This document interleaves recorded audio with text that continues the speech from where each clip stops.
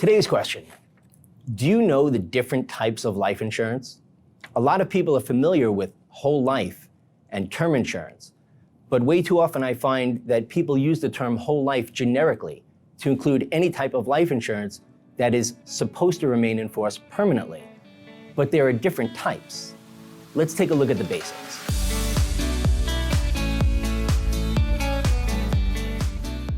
Term insurance is just that. It's life insurance for a term of years or a specific period of time. Let's say 10, 15, or 20 years.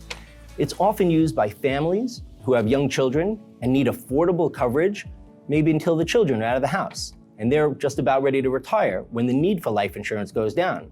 Maybe it's used in a business arrangement that might be temporary, or to cover a debt that is certainly temporary. The most common types of permanent insurance are whole life insurance, universal life insurance, and variable life insurance. The differences are primarily in what's guaranteed and how the cash value grows over time. Whole life is typically the most expensive initially because it has the most guarantees.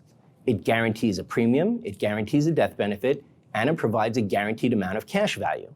On top of that, the companies issuing whole life will typically pay a dividend that enhances the cash value and/or the death benefit. Universal life, or often called adjustable life, comes in various flavors. There are different types.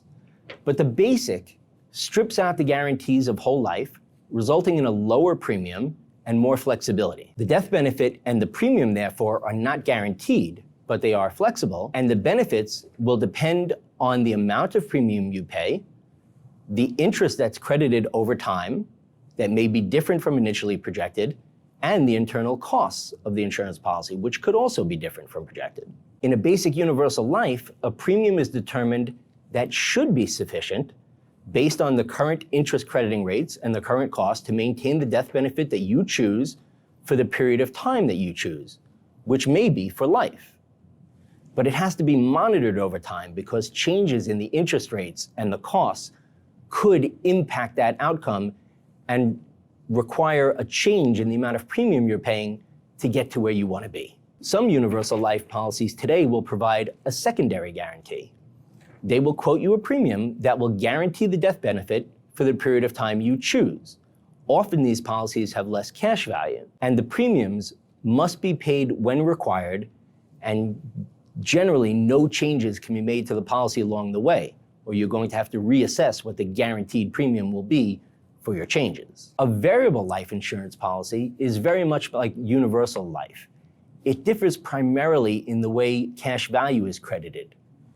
Cash value grows dependent on investments that you select from a list, similar to what we're used to with our 401k plans.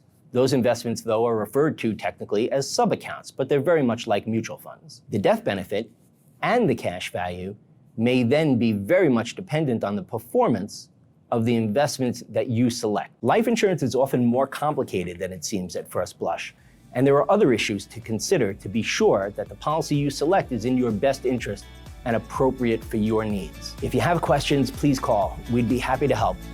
This has been another episode of Do You Know with David, and I hope to see you again.